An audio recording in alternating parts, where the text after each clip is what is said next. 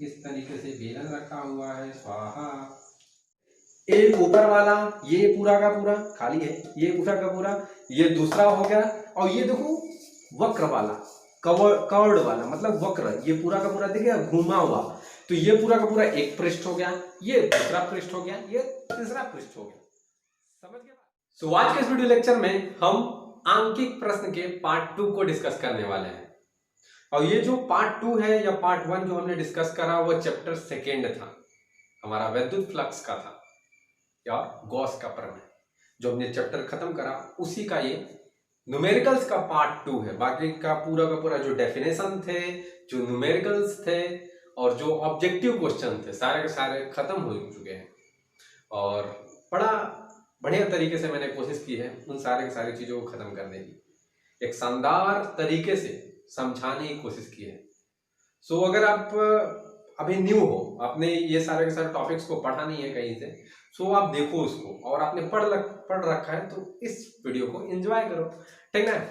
तो ये बात है। तो ये जो पार्ट 2 है, और ये पार्ट 2 बहुत ही इंपॉर्टेंट है क्योंकि इसमें हम थोड़ा सा जो न्यूमेरिकल का जो लेवल होता है उसको हाई कर दिया है। थोड़ा सा हाई लेवल का हम न्यूमेरिकल को देखेंगे आज। और जो हमारा पार्ट 1 था उसमें हमने थोड़ा नॉर्मल सा क्वेश्चन लिया था, वो भी इंपॉर्टेंट था, 1 या 2 नंबर में पूछ लिए जाते हैं उस टाइप के क्वेश्चन, ठीक। और ये भी एक इंपॉर्टेंट है। और बहुत सारे चैप्टर खत्म हो चुके हैं, सो आप प्लेलिस्ट को जो चेक किया करें, प्लेलिस्ट में जो भी आपके जरूरत के हिसाब से मतलब कि जो भी वीडियो हो, ठीक ना, उसको जरूर देखें, उसको समझने की कोशिश करें। और मेरे लिए कुछ सजेशन हो तो दे दिया करें। बाकी लाइक सब्सक्राइब शेयर तो लगा ही रहता है, करते रहो, ठीक। सो शुरू करते हैं अपने इस वाले वीडियो को, देखते हैं न्यूमेरिकल्स किस किस टाइप के हैं। सो चलते हैं। सो अब हमारा जो पहला क्वेश्चन है बहुत ही अच्छा सा क्वेश्चन है, ठीक ना। और इसे आप चाहो तो वर्बली निकाल सकते हो, मतलब ओरली, मतलब कि बस दिमाग में थोड़ा सा क्या करो, सोचो और आंसर आ गया, ठीक। तो कर सकते हो आप अगर कर सकते हो तो मेरे से आगे कमेंट कर दो, यही चाहूंगा, ठीक। तो देखते हैं क्वेश्चन में बोल क्या रहा है। देखो ये फिगर दिया हुआ है क्वेश्चन में, ठीक ना, फिगर दिया हुआ है। इलेक्ट्रिक जो फील्ड है हमारा, जो विद्युत क्षेत्र, उसकी दिशा ही बताई गई है, किधर है दिशा, ठीक। अब वो बोल क्या रहा है क्वेश्चन कि एक समान विद्युत क्षेत्र का 20 सेंटीमीटर भुजा के किसी घन से, ठीक ना।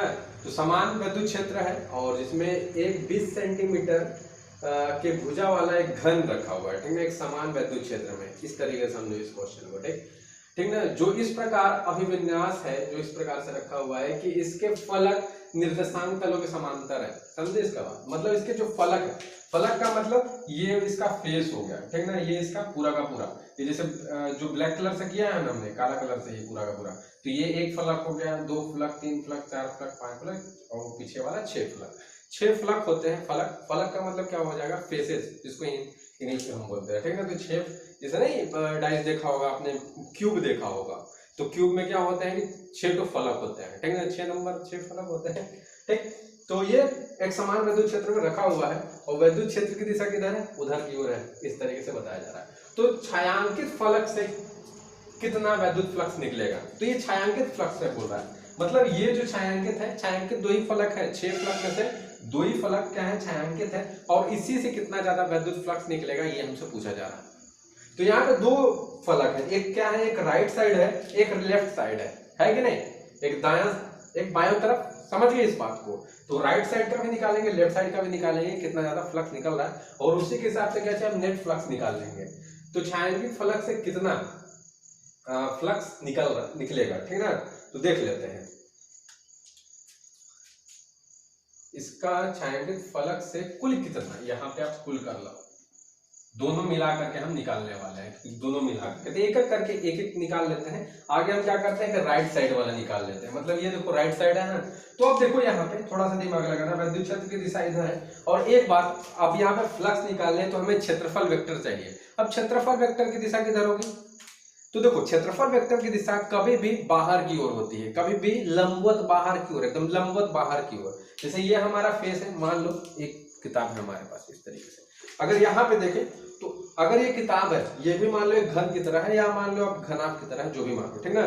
तो इसका अगर विद्युत क्षेत्र, अगर इसका क्षेत्रफल वेक्टर हमें निकालना हो तो क्या होगा, इसके एकदम ये लंबवत इस तरीके से, देख रहे हो, इस तरीके से लंबवत, ठीक ना। अगर यहां से हमें एक क्षेत्रफल वेक्टर निकालना हो तो क्या होगा, इसके लंबवत एकदम, ठीक है ना, बाहर की ओर लंबवत। अगर यहां से तो बाहर की ओर लंबवत, ठीक, ये बाहर की ओर, और लंबवत का मतलब 90 डिग्री बनाते हुए। तो ये याद रखना है आपको, ठीक ना, कि क्षेत्रफल वेक्टर बाहर की ओर लंबवत। तो यहाँ पर ये क्षेत्रफल वेक्टर यानी डी ये कहाँ हो जाएगा, बाहर की ओर, और जो वैद्युत क्षेत्र की दिशा है यहाँ पर, ये तो है ही। अब देखो दोनों की दिशा क्या है, सेम है, एक ही जैसे है। तो यहाँ पर जो थीटा का वैल्यू हो जाएगा वो क्या हो जाएगा, 0 हो जाएगा। कितना हो जाएगा, थीटा का वैल्यू 0 हो जाएगा, ये ध्यान रखना, ठीक ना। तो यहाँ पे अगर हम देखो राइट साइड वाला निकाले कि राइट साइड में वैद्युत फ्लक्स कितना है, ठीक ना, राइट साइड का मतलब इधर, तो क्या लिखते क्या है, ई ए मतलब डी ए हो जाएगा, और कॉस थीटा, तो कॉस थीटा की जगह पर कितना हो जाएगा, 0 डिग्री। तो यहाँ पे राइट साइड के लिए कितना हो जाएगा, तो ई डी ए हो जाएगा इस तरीके से, ठीक। तो ये हमारा राइट साइड के लिए निकल गया, ठीक ना, मतलब इधर वाले फलक के लिए, ठीक, छायांकित फलक के लिए, क्योंकि छायांकित बोला गया है उसमें, ठीक ना। और फिर अभी देखो कुल निकालेंगे हम, अभी एक तरफ से निकाल लिया, फिर दूसरे तरफ से, फिर दोनों को कुल निकालने के लिए क्या कर देंगे, ऐड कर देंगे ना, ठीक। तो यहाँ पे अब इधर देखेंगे हम, देखो यहाँ पे अब लेफ्ट साइड में देखते हैं, लेफ्ट साइड में ये फलक हो गया। अब यहाँ पे वैद्युत क्षेत्र की दिशा तो उधर ही है, इधर ऐसे की ओर है कि नहीं, ये देखो वैद्युत क्षेत्र की दिशा इधर ही होगा, तो वैद्युत क्षेत्र की दिशा तो इधर ही है, ठीक है। तो ई हम इधर ही लिख दिए, लेकिन जो हमारा क्षेत्रफल वेक्टर होता है, हमने कहा कि बाहर की ओर होता है, सो हमेशा बाहर की ओर होगा। आपको याद रखना है कि बाहर की ओर होता है भैया क्षेत्रफल वेक्टर, तो हमेशा बाहर की ओर होगा। तो मान लो यही घन या घनाभ मान लो, इसको घनाभ की तरह दिख रहा है तो घनाभ ही मान लो, ठीक ना। तो देखो यार, अब हमने बोला कि क्षेत्रफल वेक्टर बाहर की ओर, तो ये बाहर की ओर होगा, ठीक ना, बाहर की ओर। अब आप सोच रहे हो कि सर ये तो अंदर की ओर भी हो सकता है, अंदर भी तो स्पेस है, अंदर भी तो जगह है, तो अंदर की ओर क्यों नहीं हो सकता। भैया हमेशा हम जो क्षेत्रफल वेक्टर लेते हैं वो बाहर की ओर ही लेते हैं, ठीक ना। और ये 3D है, 3 डायमेंशनल वाला ऑब्जेक्ट है, ठीक ना, ठोस ऑब्जेक्ट है, सॉलिड ऑब्जेक्ट है, ठीक ना। तो इस केस में हम हमेशा बाहर की ओर ही लेते हैं। अगर मान लो 2D आ गया, मान लो कोई एक पेज मान लो, ठीक ना, मान लो इस तरीके का पेज आ गया, थोड़ा सा मैं बता देता हूँ इसमें, थोड़ा सा बस ज्ञान खेल देता हूँ दे देता हूँ आपको। तो ये अगर मान लो ये पेज है, ये 2D हो गया, ठीक ना। मान लो ये वर्ग है, तो वर्ग में ऊपर की ओर भी होगा, बाहर की ओर, ठीक ना, बाहर की ओर है, और ये भी बाहर की ओर, इस तरीके से भी हो सकता है, ठीक ना। लेकिन जब इस तरीके का हो, क्यूब हो, मतलब घन हो, घनाभ हो, ठीक ना, और गोला हो, तो इस केस में क्या चाहिए, हमेशा बाहर की ओर ही होता है, अंदर की ओर क्षेत्रफल वेक्टर नहीं होंगे। ये हमारा वैद्युत क्षेत्र हो गया। अब हमने क्या बोला कि क्षेत्रफल वेक्टर हमेशा बाहर की ओर, तो हमें क्षेत्रफल वेक्टर क्या हो जाएगा, बाहर की ओर, ये डीए बाहर की ओर हो जाएगा, ठीक, डीए क्या हो जाएगा, बाहर की ओर। अब यहाँ पे देखो, यहाँ पर कोण कितना बन रहा है, तो यहाँ पर देखोगे जब आप, तो यहाँ पर जो कोण बन रहा है वो बन रहा है कितना, 180 डिग्री का, केवल यहाँ पे लाइन एंगल बन रहा है कि नहीं, लाइन, ठीक ना। तो यहाँ पे कितना कोण बन रहा है भैया, तो यहाँ पे बन रहा है भैया कि 180 डिग्री का कोण बन रहा है। तो यहाँ पे अब हम जब लेंगे, अब कौन सा लेंगे, देखो अब कौन सा लेंगे, तो फाई लेफ्ट साइड में हम ले रहे हैं, इधर की ओर साइड में ले रहे हैं ना, ये वाला फलक पूरा का पूरा ले रहे हैं। तो देखो हो कितना जाएगा, ई हो जाएगा, डी हो जाएगा, और कॉस ये कितना हो जाएगा, देखो यहाँ पे 180 है, तो 180 ले लेंगे, और 180 का वैल्यू जो होता है -1 होता है, कॉस 180 का वैल्यू कितना, -1, तो माइनस में ई डी ए आ जाएगा, और यहाँ फाई एल हो जाएगा। अब देखो अगर हम निकालना क्या है, कुल छायांकित फलक से कितना ज्यादा कुल कितना फ्लक्स निकलेगा ये निकालना है। तो फाई यानी हमें क्या निकालना है, फाई हमें नेट निकालना है, या कुल लिख सकते हो आप हिंदी में। तो फाई राइट हैंड साइड से यानी दाएं और ये बायां तरफ से कितना ज्यादा फ्लक्स निकला, दोनों को जोड़ देंगे, दोनों को जब जोड़ेंगे तो क्या हो जाना है, ई डी ए और माइनस में ई डी ए हो जाना है, ठीक ना, क्योंकि यहाँ पे माइनस का साइन है इसमें, तो ये प्लस को भी माइनस कर देगा, वो कट जाएगा, और जो हमारा नेट फ्लक्स आ जाएगा वो 0 आ जाएगा। तो ये क्वेश्चन हमने शुरू में ही बोला था कि वर्बली आप कर सकते हो, केवल मन से मतलब मुंह से सॉल्व कर सकते हो, बस दिमाग में थोड़ा सोचना है कि हमारा जो क्षेत्रफल वेक्टर होगा बाहर की ओर होगा, और क्या होगा, जो हमारे वैद्युत क्षेत्र की दिशा होगी वो क्या होगी, वो जिस डायरेक्शन में दी हुई है उसी को हम लेंगे, ठीक ना। बस क्षेत्रफल वेक्टर इसमें बताना था, और बाकी का बाकी पूरा का पूरा वही सूत्र लगाने हैं, वही फॉर्मूले लगाने हैं और सॉल्व कर देना है। तो बस हमें कॉन्सेप्ट को समझना है, बाकी आप कंपटीटिव एग्जाम में आ जाता है, या फिर कोई और एग्जाम में मतलब बोर्ड एग्जाम में आ जाता है, तो आप थोड़ा सा क्या कर लो, थोड़ा सा मन में सोच लो, फिर सॉल्व करना चालू करो, ठीक ना। लेकिन बोर्ड एग्जाम में थोड़ा अच्छा तरीके से सॉल्व करना है, ठीक, कि ये क्या हो जाएगा, ये दाएं फलक के लिए विद्युत फ्लक्स कितना हो जाएगा, तो दाएं फलक के लिए विद्युत फ्लक्स तो फाई आर लिखेंगे इस तरीके से, या फाई दायां लिख सकते हैं यहाँ पे। ठीक, सो आई होप ये समझ में आया होगा। ठीक, सो अब हम चलते हैं अपने नेक्स्ट क्वेश्चन पे और देखते हैं कि वो कितने ज्यादा मजेदार है।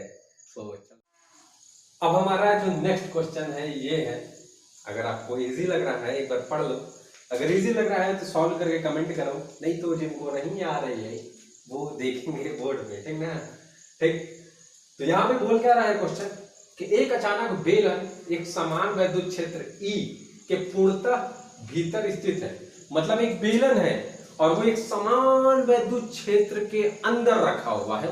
ठीक, तथा बेलन के अक्ष विद्युत, सॉरी फॉर दिस, और तथा बेलन के अक्ष विद्युत क्षेत्र के समांतर है, और बेलन के जो अक्ष है वो क्या है, विद्युत क्षेत्र के समांतर है। मतलब जो विद्युत क्षेत्र है और जो बेलन का अक्ष होगा, हमें ड्रा करके दिखाते हैं, ठीक है, समांतर होगा, अभी देखते हैं कि ये समांतर है, तो बेलन से गुजरने वाला विद्युत फ्लक्स कितना होगा। तो देखो भैया यहां पर हमारा क्या है कि एक इस तरीके से एक समान विद्युत क्षेत्र बना हुआ है। थोड़ा ध्यान दें, कृपया ध्यान दें कि गाड़ी न निकल जाए। ठीक, तो एक समान ये क्या है, विद्युत क्षेत्र है, ये क्या है, विद्युत क्षेत्र है, एक समान है, तो दिशा भी सबकी समान, इस तरीके से ये विद्युत क्षेत्र है। ठीक, समझ गए बात। अब इसी विद्युत क्षेत्र में क्या रखा है, हमारा बेलन रखा हुआ है इस तरीके से, देखो इस तरीके से बेलन रखा हुआ है, स्वाहा, ये देखो। सो इस तरीके से हमारा बेलन रखा हुआ है इस विद्युत क्षेत्र में। बेलन लग रहा है ना, बेलन लग रहा है यार, लग रही है बेलन को, इस तरीके से बेलन रखा हुआ है हमारा विद्युत क्षेत्र में। अब देखो, अब इसी बेलन से कितना ज्यादा विद्युत फ्लक्स निकल रहा है, वही तो हमें निकालना है, वही तो हमें देखना है। ठीक, सो देखो यहाँ पे बेलन है, अब बेलन का हमें फलक देखना होगा, क्या बोल सकते हो, पृष्ठ देखना होगा, कितने पृष्ठ हैं। अब बोलो क्यों, हमें क्षेत्रफल वेक्टर ड्रा करने के लिए पृष्ठ होना चाहिए बच्चे। ठीक, देखो यहाँ, अगर यहाँ देखो ये वाला बहुत बढ़िया है, ये वाला डालडा का है डब्बा। ठीक, देखो यहाँ पे ये एक सिलेंडर की तरह दिख रहा है, एक बेलन की तरह दिख रहा है। अब बेलन देखो, अब इसमें कितने पृष्ठ है, एक ऊपर वाला ये पूरा का पूरा खाली है, ये पूरा का पूरा, ये दूसरा हो गया, और ये देखो वक्र वाला, कर्व्ड वाला, मतलब वक्र, ये पूरा का पूरा दिख गया घूमा हुआ, तो ये पूरा का पूरा एक पृष्ठ हो गया, ये दूसरा पृष्ठ हो गया, ये तीसरा पृष्ठ हो गया। समझ गए बात। ठीक, तो ये 3 पृष्ठ हो जाएंगे। अब इन्हीं तीनों के तीनों पृष्ठ पर अभी हम क्या करेंगे, क्षेत्रफल वेक्टर यानी एरिया वेक्टर निकालने की कोशिश करेंगे। ठीक, सो देख लेते हैं कि कहां कहां क्षेत्रफल वेक्टर जाएगा। अब देखो हमें विद्युत फ्लक्स निकालना है तो क्षेत्रफल वेक्टर तो चाहिए हमारा, ठीक ना। ई का वैल्यू दिया हुआ है कि ई मतलब डायरेक्शन दिया हुआ है यार, सॉरी, ठीक ना। सो यहाँ पे जो विद्युत क्षेत्र का डायरेक्शन है इधर की ओर है, भैया इधर ही जा रहा है विद्युत क्षेत्र, तो इधर ही होगा, सब समझ लेना। ठीक, अब यहाँ पे देखो क्षेत्रफल वेक्टर की बात आई, तो क्षेत्रफल वेक्टर सर ने तो बताया है कि यहाँ पे हमेशा लंबवत होगा क्षेत्रफल वेक्टर। अगर इस पृष्ठ के अलॉन्ग लेंगे क्षेत्रफल वेक्टर तो इस तरीके से लंबवत होगा एकदम। ठीक, अगर इस पृष्ठ के लेंगे तो एकदम लंबवत होगा, चाहे यहाँ ले लें चाहे यहाँ ले लें, ये दूसरा पृष्ठ मान करके चल रहा है तो ये लंबवत होगा इस तरीके से 90 डिग्री के कोण पे। और यहाँ पर होंगे तो यहाँ पर भी क्या होगा, अगर ढक्कन थोड़ा भूल गया इसका, लेकिन यहाँ पर भी क्षेत्रफल वेक्टर किधर होगा, लंबवत होगा, ठीक ना, लंबवत होगा, इतना ध्यान रखना, क्या होगा, लंबवत होगा। ठीक, सो यहाँ पर इसके अलॉन्ग लेंगे तो यहाँ पर क्षेत्रफल वेक्टर कितना हो जाएगा, ए क्षेत्रफल वेक्टर मान लेते हैं, और ये क्या है बाहर की ओर लंबवत है। अगर यहाँ पर ले लेंगे तो यहाँ पर कितना होगा विद्युत क्षेत्र की दिशा, सॉरी फॉर दिस, अभी गलती हो जाता, कैसे, यहाँ देखो विद्युत क्षेत्र की दिशा तो ऐसे है ना, तो ऐसे ही तो होगी ना, यहाँ पर विद्युत क्षेत्र की दिशा तो ऐसे है ना, इसलिए ऐसी होगी। और क्षेत्रफल वेक्टर हमेशा बाहर की ओर, क्योंकि मैंने बता रखा है कि यहाँ पे अभी बाहर की ओर होगा इस तरीके से। इसके अंदर ऐसे मत कर देना कि यहाँ से ये नहीं होगा, अंदर की नहीं ओर नहीं होता है, ये आपको ध्यान रखना है। और यहाँ पे क्षेत्रफल वेक्टर कितना हो जाएगा, बाहर की ओर, यानी क्षेत्रफल वेक्टर ए मान के चलते हैं यार, ए मान के चलते हैं। ठीक, तो यहाँ पे देखो, अब यहाँ पे एक पृष्ठ और बच गया हमारा ऊपर की ओर। तो ऊपर की ओर जब हम लेंगे तो ऊपर की ओर कितना हो जाएगा, देखो ये हो गया, ये हमारा क्या हो जाएगा, क्षेत्रफल वेक्टर। तो ए हो जाएगा, ये भी लंबवत होता है तो लंबवत होगा, और यहाँ पे जो विद्युत क्षेत्र की दिशा है तो इस तरीके से है।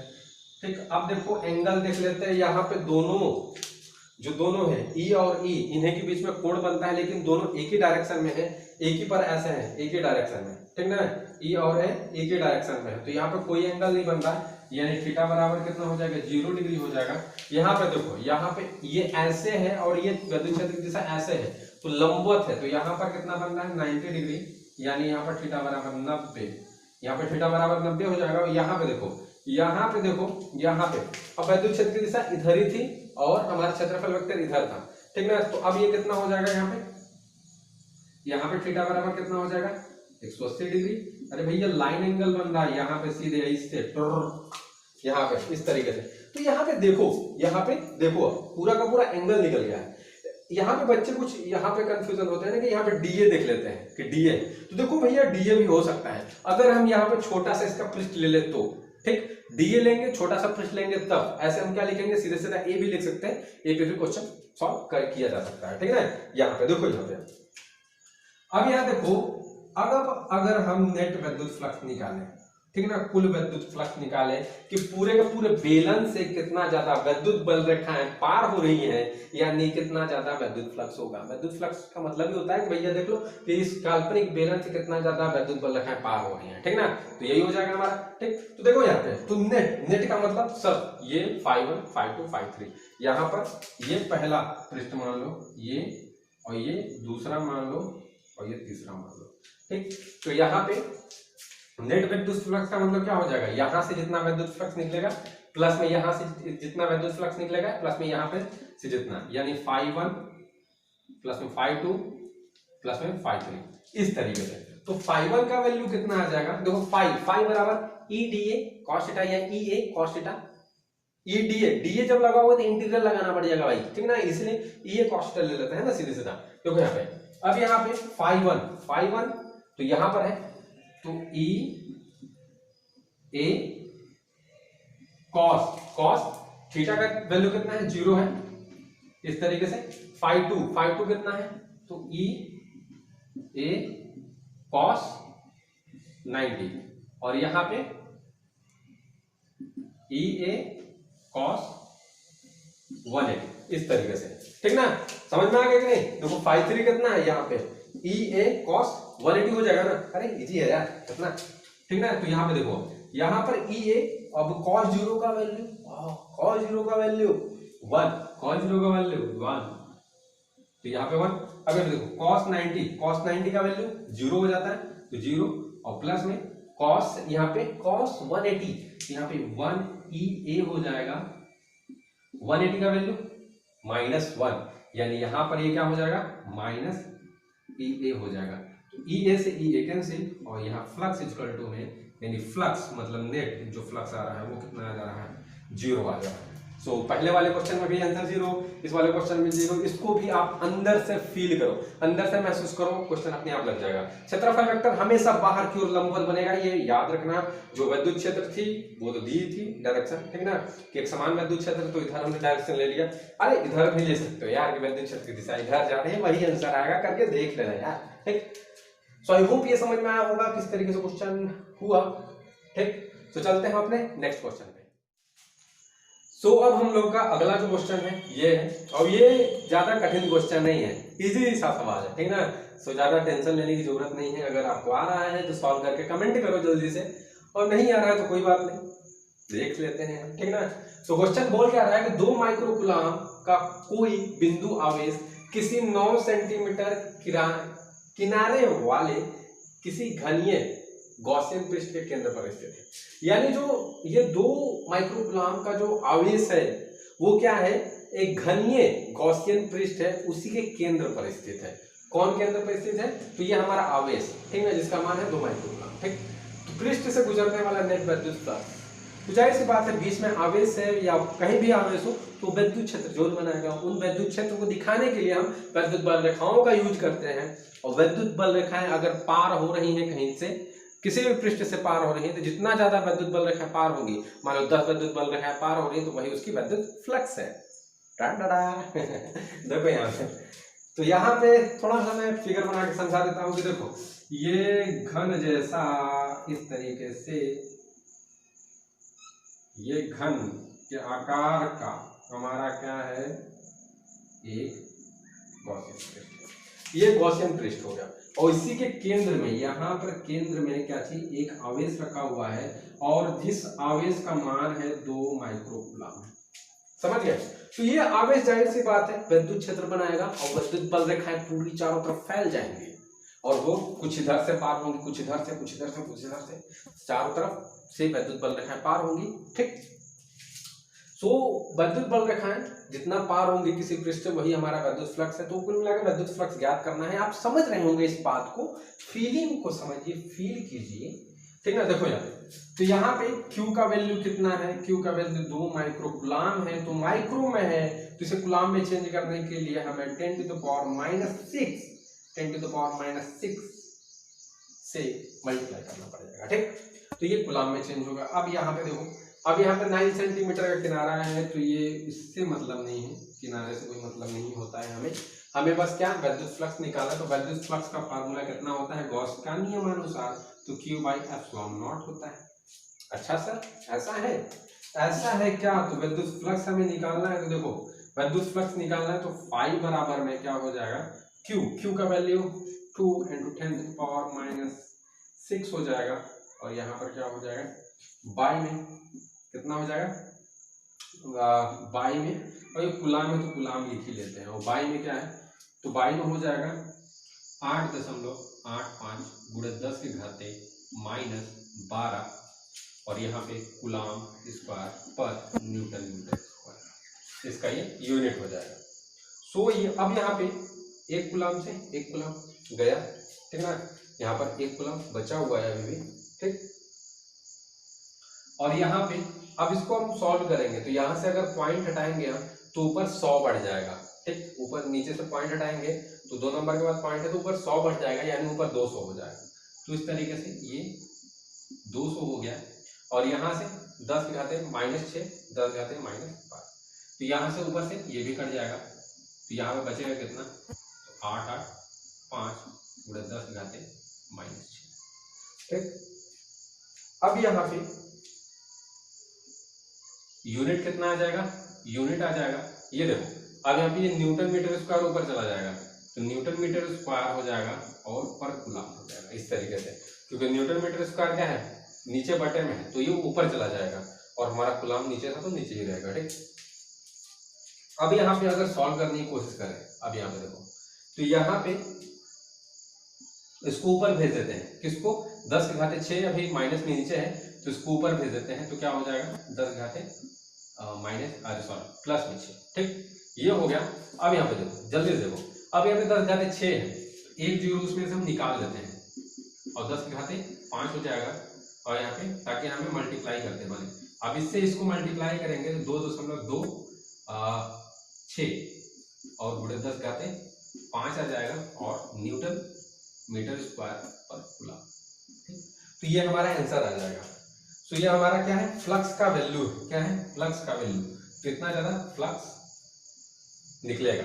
ठीक ना, मतलब इतने ज्यादा विद्युत बल रेखाएं निकलेंगी इस पूरे के पूरे पृष्ठ से, चारों तरफ से, इधर से भी, इधर से भी, इधर से भी, इस तरीके से। ठीक, सो यहाँ पे ये आ गया, इसकी जो वैल्यू 2.2598 ऐसे करके आगे जाएगी, तो आप अप्रोक्सीमेट में क्या लिखोगे कि 2.26 सीधे सीधा। ठीक ना, ठीक, सो आई होप ये समझ में आया होगा।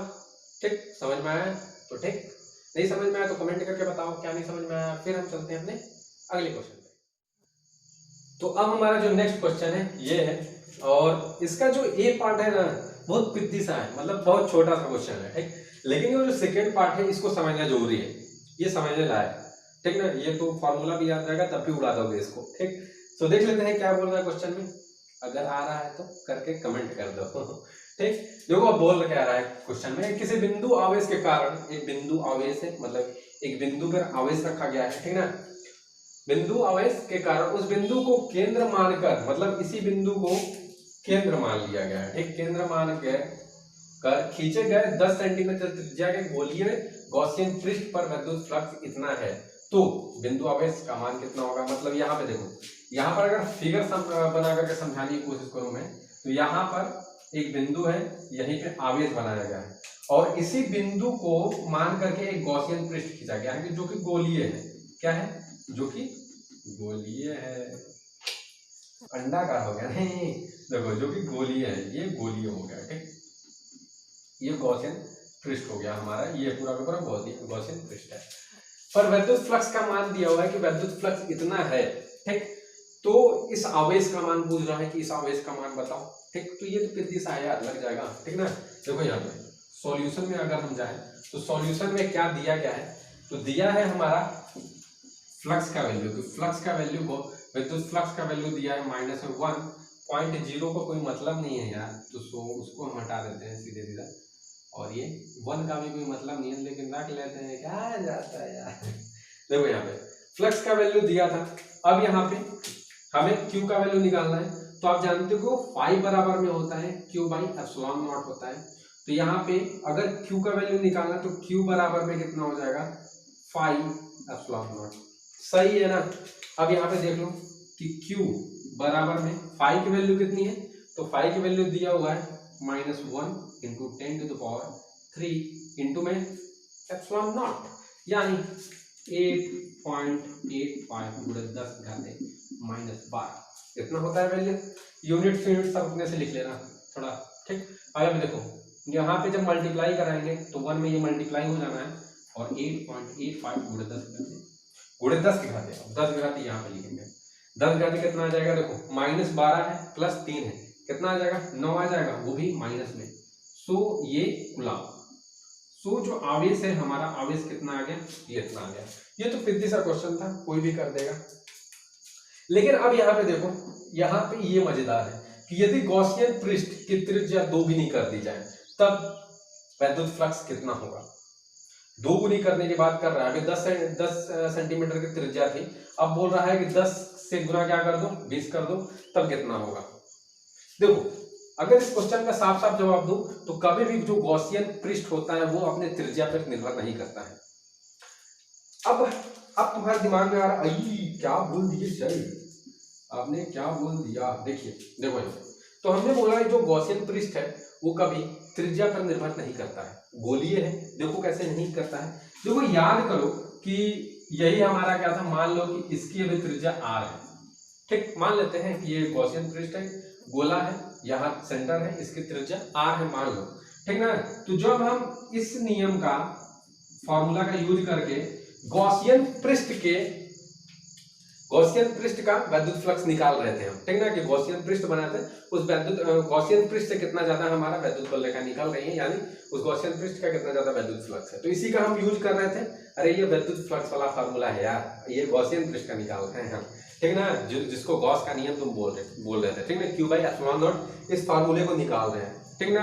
अभी हम त्रिज्या r मान के चल रहे हैं, तो यहाँ पर देखो क्या हो जाएगा, विद्युत क्षेत्र है 1/4πε0 और 1/4πε0 हो जाएगा, और यहाँ पे देखो, यहाँ पर कितना हो जाएगा, Q आवेश है और y में कितना हो जाएगा, r², ठीक,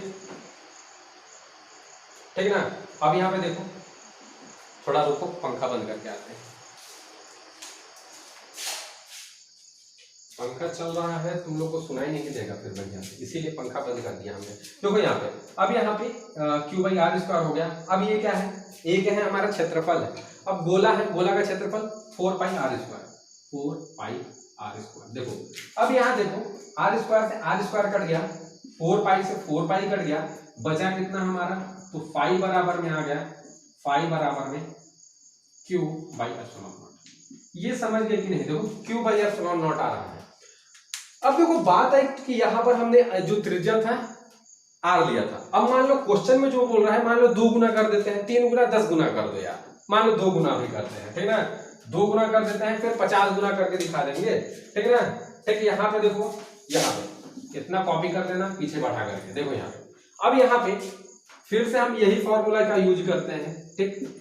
अब यहाँ पे फिर से 1/4 pi epsilon not Q by 2r का स्क्वायर, तो 2r का स्क्वायर यहाँ पे हो जाएगा। और यहाँ पे सॉरी यहाँ पर ये क्या है, ये हमारा क्षेत्रफल है, तो क्षेत्रफल क्या हो जाएगा 4 पाई आर स्क्वायर, क्योंकि हमारा क्या है ये गोला है, तो गोला के लिए 4 पाई और आर, त्रिज्या कितना है 2r है भैया, कहीं नहीं समझ रहे, तो देखो 2r है, ये भी कैंसिल 4 पाई से 4 पाई कैंसिल, और is that q by epsilon naught the answer of this question. So यहाँ पर ये देख रहे हो कि 2r कभी भी देखो, मान लो 10r मान लो 10 गुना कर दे रहे हैं त्रिज्या को, 10 गुना जब कर देंगे 10r हो जाना, यहाँ पर भी 10, यहाँ पर भी 10, 10 कर जाएगा 4 पाई। तो ये त्रिज्या पर निर्भर नहीं करता, गॉसियन पृष्ठ कभी भी त्रिज्या पर निर्भर नहीं करता। मतलब कहने का मतलब क्या है, अगर यहाँ पर एक आवेश रखा हुआ है तो मान लो अभी r है, तब भी उतना ही विद्युत फ्लक्स निकलेगा, मतलब जितना विद्युत फ्लक्स आया था यहाँ पर, अब इसको हम क्या कर दे 10 गुना कर दे या 20 गुना कर दे, तब भी विद्युत फ्लक्स उतना ही निकलेगा। अभी आंसर क्या आया था कि माइनस में आया था ना, माइनस में 8.85 गुणे 10 की घात कितना आया था, गुणे 10 की घात -9 आया था, 9 कूलम। तो ये तब भी आवेश उतना ही आएगा, ये त्रिज्या पर कभी भी निर्भर नहीं करता। सो आई होप ये समझ में आया होगा कि कभी त्रिज्या पर वो निर्भर नहीं करता। अभी यहाँ पर भी 10 गुना ले ले तब भी कट ही जाएगा, वो त्रिज्या कट ही जाते हैं, ठीक ना। सो उस पे वो कभी भी डिपेंड निर्भर नहीं करना है, ठीक। सो आई होप ये समझ में आया होगा। चलते हैं अपने नेक्स्ट क्वेश्चन पे।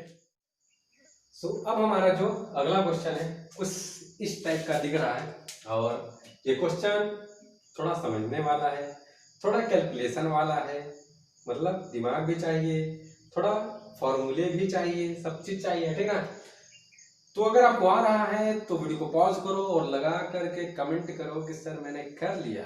नहीं आ रहा है तो देखते हैं, तो मजेदार है। ऐसे लिखा है कि 2.4 मीटर व्यास के व्यास दिया हुआ है कि किसी एक समान आवेशित चालक गोले का पृष्ठीय आवेश घनत्व इतना दिया हुआ है, मतलब कि एक 2.4 मीटर व्यास का एक क्या है आवेशित चालक है जो कि गोला है, ठीक ना। उसका आवेश घनत्व, पृष्ठीय आवेश घनत्व जो है दिया है 80 माइक्रोकूलम पर मीटर स्क्वायर दिया हुआ है। अभी हम इस पे बात करेंगे कि पृष्ठीय आवेश घनत्व आखिर में होता क्या है, ठीक।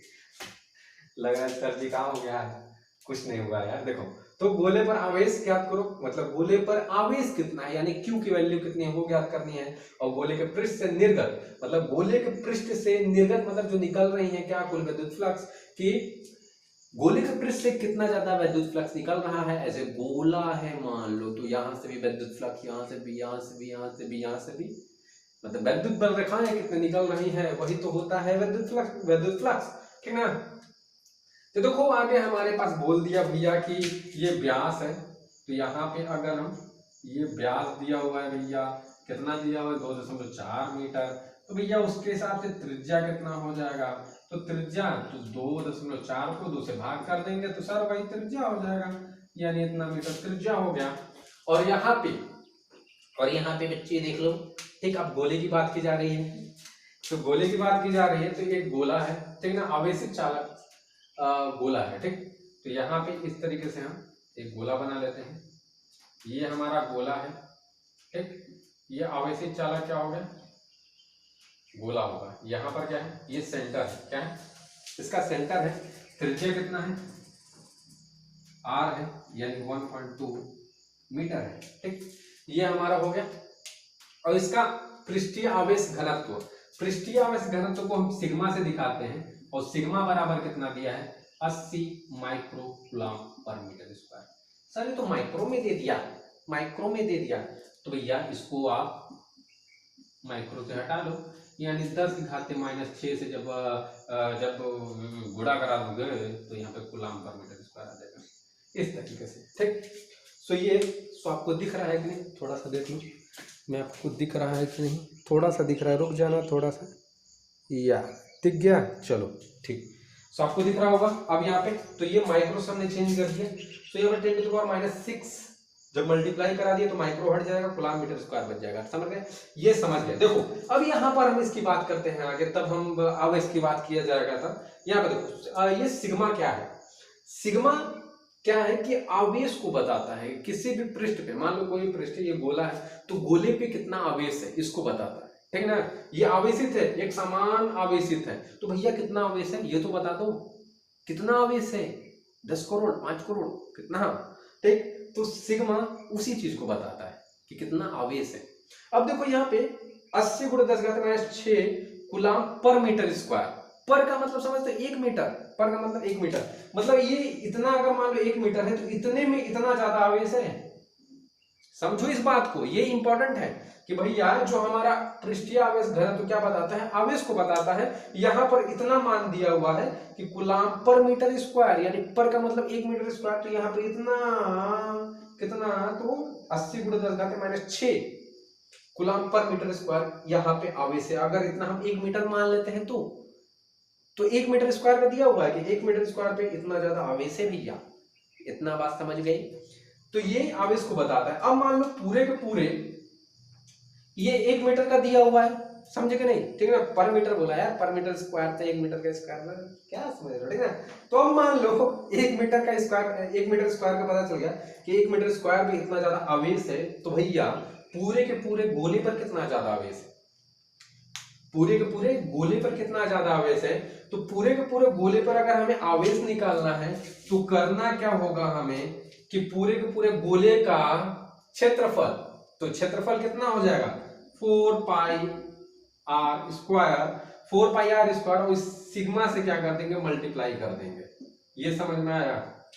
देखो हम क्या बोल रहे हैं, पर मीटर स्क्वायर, 1 मीटर स्क्वायर पे 1 सिग्मा आवेश है। 2 मीटर स्क्वायर पे कितना सिग्मा आवेश है? तो 2 सिग्मा। 3 मीटर स्क्वायर पे कितना आवेश है? 3 सिग्मा। 4 मीटर स्क्वायर पे कितना आवेश है? 4 सिग्मा, ठीक ना। 1 मीटर स्क्वायर पे सिग्मा बोल रहा है ना, सिग्मा का मान दे दिया है। तो उसी तरीके से पूरा का पूरा, इस पूरे के पूरे गोले पर कितना आवेश है? तो इस गोले का क्षेत्रफल इनटू में सिग्मा, बस काम खत्म। पूरा का पूरा, इस अगर गोले का निकाले तो पूरे के पूरे गोले का क्षेत्रफल इनटू में सिग्मा, बस काम खत्म। वही हमें आवेश निकालना है। गोले पर आवेश कितना है? पहला सॉल्व हो गया। देखो यहाँ पे पहला सॉल्व हो गया, तो 4π का वैल्यू 3.14, r का वैल्यू यहाँ पर है 1.2 स्क्वायर, इंटू में यहाँ पे 80 × 10⁻6 कूलाम पर मीटर स्क्वायर। इसको हटा देते हैं, जो भी आएगा कूलाम में वो आंसर हो जाएगा हमारा, ठीक ना, क्योंकि आवेश कूलाम में होता है। ठीक, अब यहाँ पे देखो फटाफट मल्टीप्लाई कराओ। ये 4 चौको 16 हो जाएगा, 4 चौका 16 हो गया, 4 × 4 4 × 5 हो जाएगा, और यहाँ पे 4 × 3 12। ठीक, सही सही सही सही सही सही सही। अब यहाँ पे देखो, यहाँ पे अब इसको बारह बढ़ाइए, 144, 1.44 हो जाएगा, 80 हो जाएगा, और पूरे 10⁻6 हो जाएगा। इस तरीके से इतना आ गया हमारा भैया।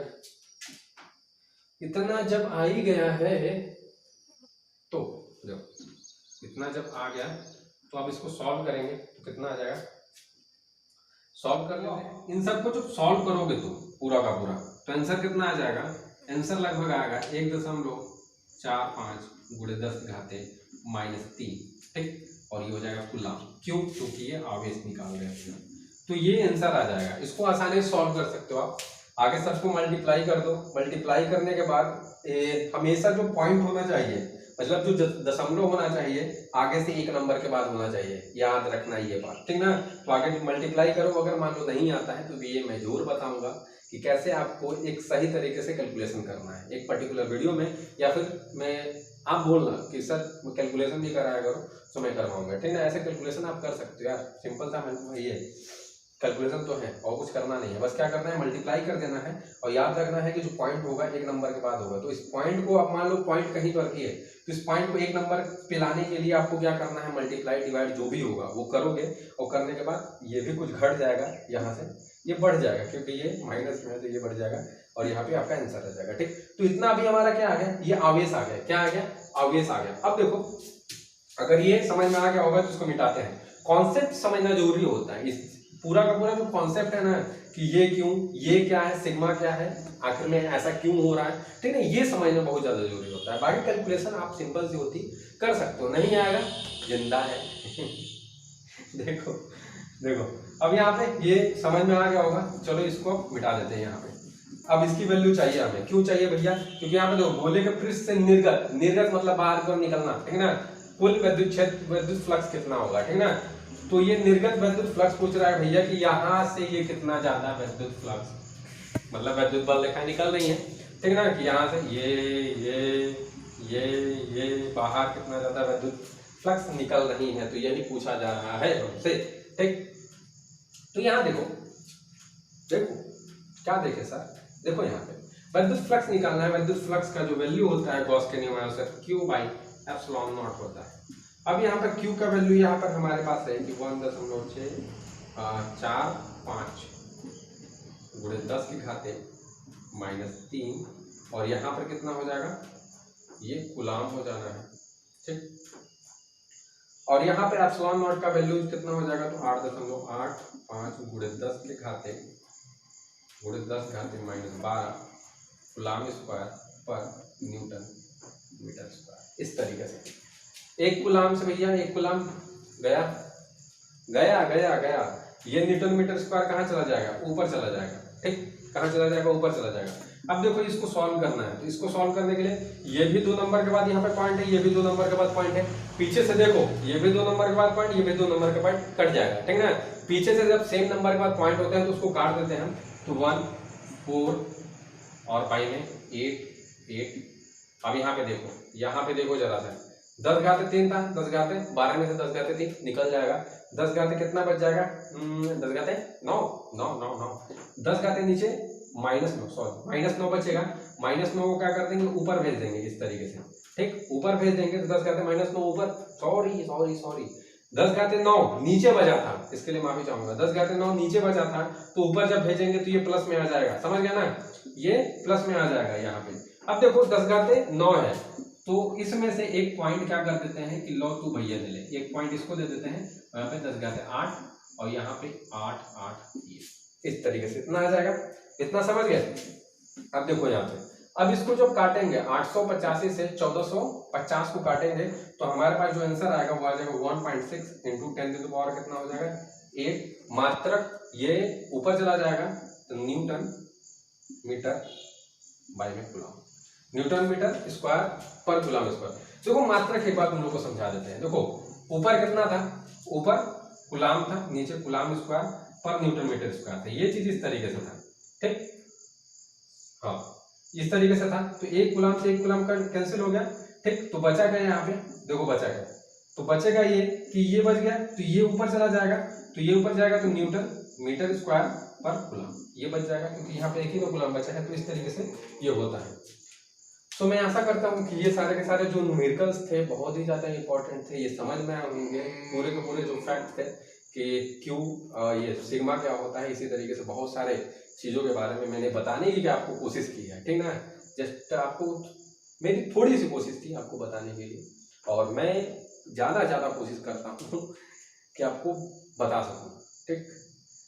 सो अगर आपको वीडियो अच्छा लगा तो आप शेयर ज़्यादा करें, शेयर करेंगे तो मैं खुश होऊंगा और कुछ नहीं होगा, ठीक, गब्बर खुश होगा, पुजारी खुश होगा, ठीक ना। तो कुल मिलाकर शेयर ज़्यादा करें, and like subscribe and comment तो होता ही रहता है, कमेंट करते रहो, पूछते रहो, और मेरे लिए कुछ सजेशन एडवाइस हो कि सर ये नहीं समझ में आया, इसको इस तरीके से समझाइए हमें, तो अगले वीडियो में जरूर आएगा, ठीक। और कैलकुलेशन के लिए प्रॉब्लम नॉट, कैलकुलेशन अगर आप बोलोगे तो मैं पूरा कैलकुलेशन कराऊंगा, ऐसे कैलकुलेशन करने में थोड़ा टाइम ज़्यादा जाता है, इसलिए मैं कैलकुलेशन नहीं करा पाता, ठीक। लेकिन कैलकुलेशन ईजी है, नहीं आता है आप कमेंट करके बोलो, जो भी प्रॉब्लम होगा वो सब सॉल्व होगा, ठीक। सो आज के लिए बस इतना ही, बाय बाय।